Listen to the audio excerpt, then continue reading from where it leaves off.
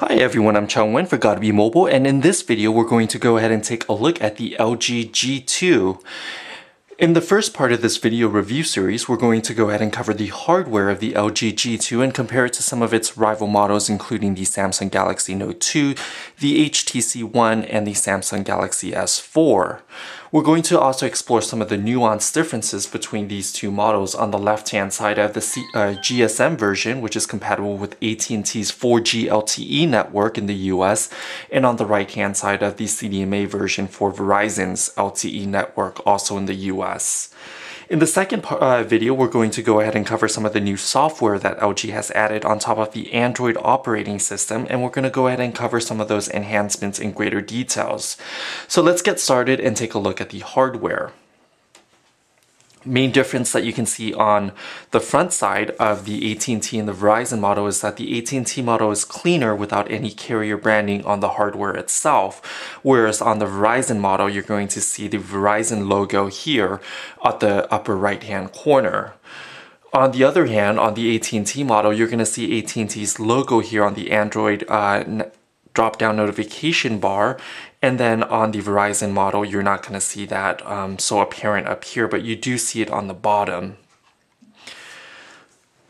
Both models are essentially identical and very similar and offer a very similar user experience, so no matter which carrier you choose, the overall experience will be the same. I'm going to go ahead and compare, actually I'm going to go ahead and start with the AT&T model first. You can see on the back of the device you're going to have a very dark, it's a dark gray and black, it's a textured pattern, but it's a smooth piano black glossy finish, so it's going to attract a fair amount of fingerprint on the rear cover.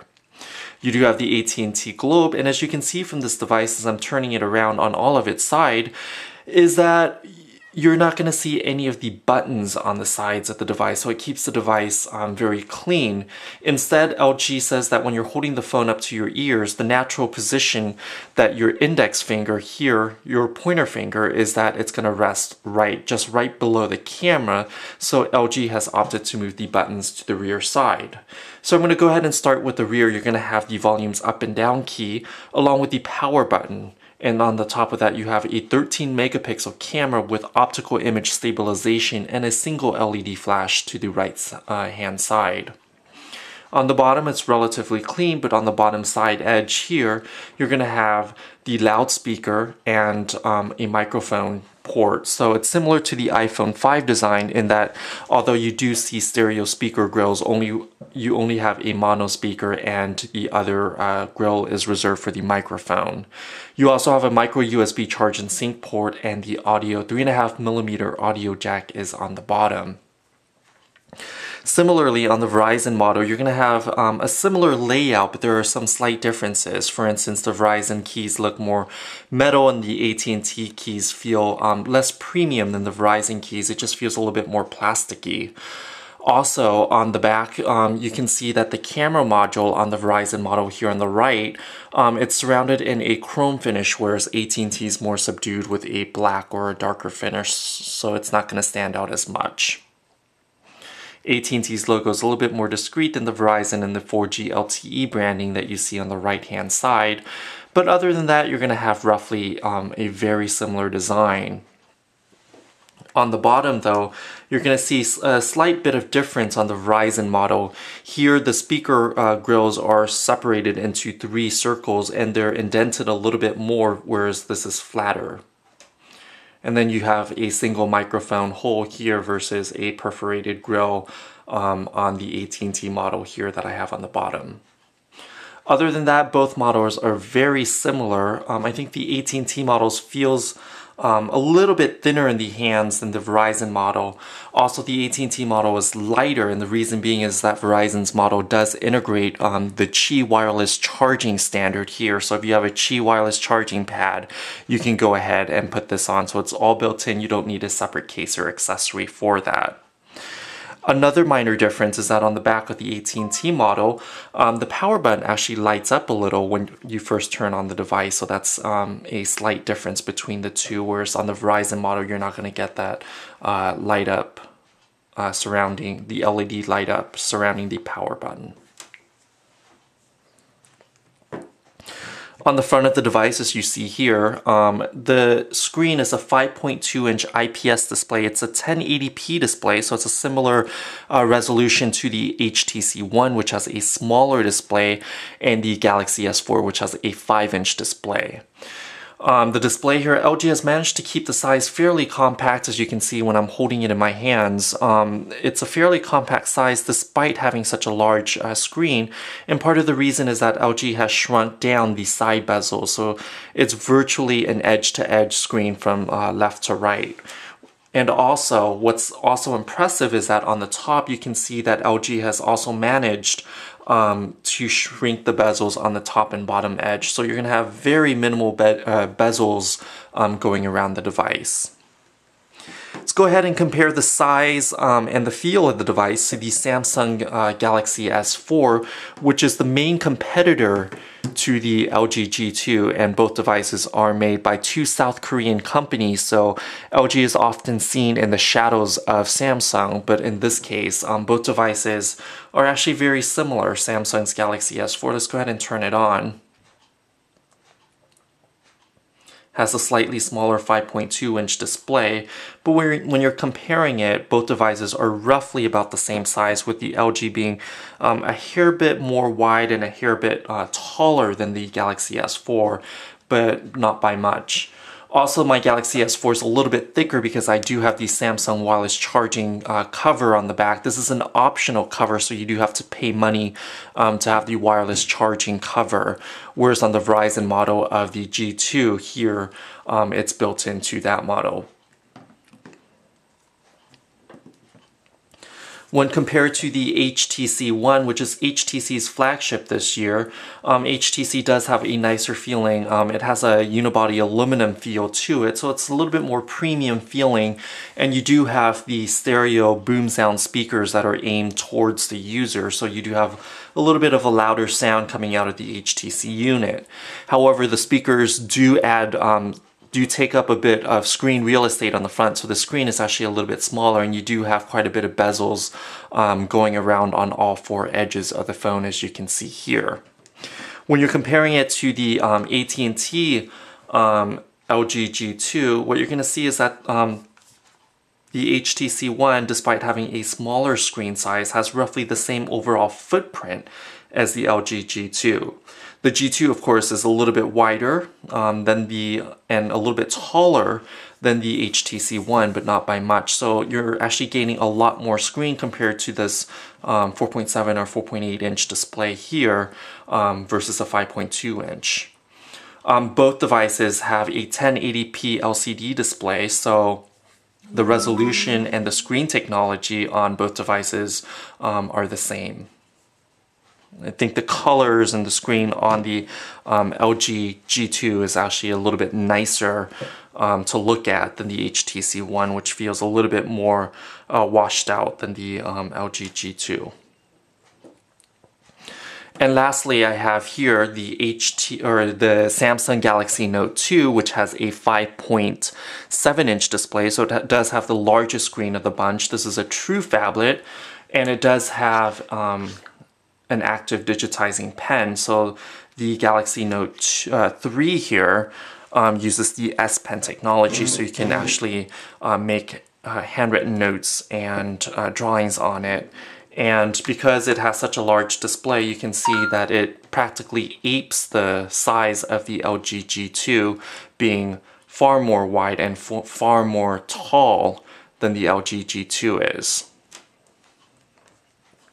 So I'm going to go ahead and set aside all the competing phone models, and we're going to just focus on the LG G2 and take a look at the phone itself and see how it performs. The device does have 2 GB of RAM for fast multitasking. It has a Snapdragon 800 processor, which is Qualcomm's flagship CPU, so it's actually very fast and fluid, as you can see here. And this is despite the LG G2 having a lot of animation going on when you're looking at homepage transitions, applications, so it's very fluid in its operations thanks to the RAM and the processor.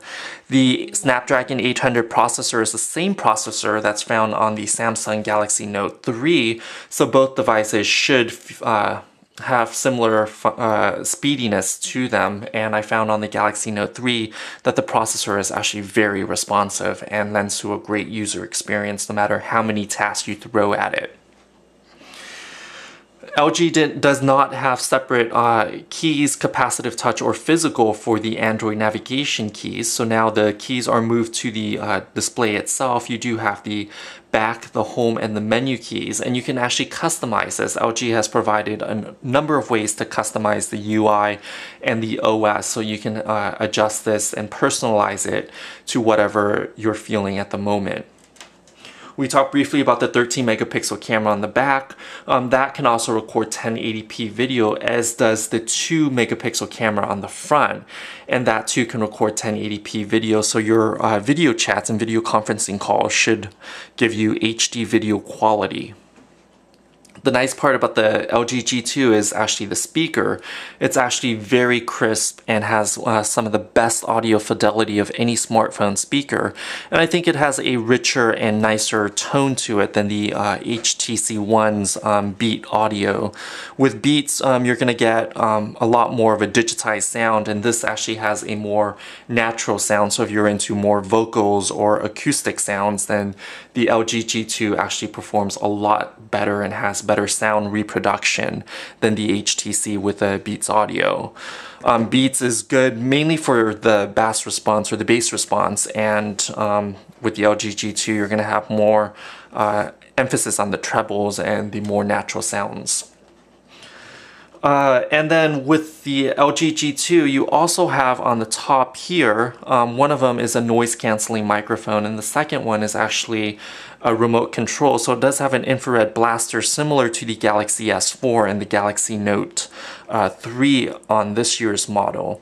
LG calls it the quick remote, and unlike the HTCs and the Samsungs, quick remote is actually just a standard touchscreen remote with touchscreen buttons. It doesn't have the nice graphical user interface on it like the other models that integrates with the Peel technology. I do have quick remote already set up on the Verizon variant here, and I'm going to just open it up really briefly just so that we can see the UI. So here we just see standard button arrangements, nothing fancy. You're not going to get any graphics for your programming guide, whereas on the Samsung and the HTC model you're going to see a little graphic, a little icon for the show that's playing, so you see a more visual layout than just the standard remote that just pretty much essentially replaces your standard button remote that came with your cable box. Overall, it's an attractive design. The rear button actually does take some time to get used to, just after years of being programmed to use the buttons on the side of the device from both HTC's model and Samsung's model, where here on the left-hand side of the Galaxy Note 3, you're going to have the volume button, and on the right side you have the power button. And then similarly on the HTC One, you have the power button here on top that's integrated with the infrared blaster, and then the volume buttons here on the right hand side. It takes some getting used to actually adjust my usage to actually pressing the buttons on the rear. Fortunately for that, especially if you have your phone laying flat on the table like I do now, rather than having to lift it up and then actually push in on the buttons, what you can do is you can actually, it's called the knock knock feature, so you can actually just double tap on the screen and it would wake up the screen, so now you can actually use the phone without having to reach for a button to power it on. So that's a nice feature. Another thing that's apparent on the LG model is that you do still have an LED notification light. So if you just want to take a quick look and see if you have any missed calls or alerts, you can quickly see that the notification light is blinking to let you know that there is an alert waiting for you.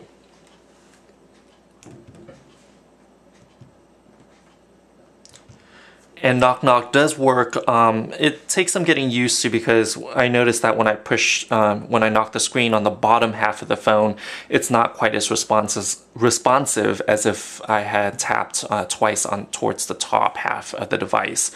So if I touch anywhere in this top portion, it's a little bit more responsive than tapping on the bottom portion. So it's a hit or miss. Sometimes it works really well, like it just did on the AT&T model here on the left-hand side. Sometimes it does take more repeated knocking or tapping on the screen to get the device to wake up. So LG did a lot of experimentation both on the design of the device, which we have covered in this video, as well as on the software of the device, which we're going to cover in the next video, the second video of this LG G2 review series. I'm Chung Wen. Thanks for watching this hardware tour of the LG G2. Tune into our next video where we cover the software. Thanks for watching, and until next time, visit us on gottabemobile.com for additional coverage.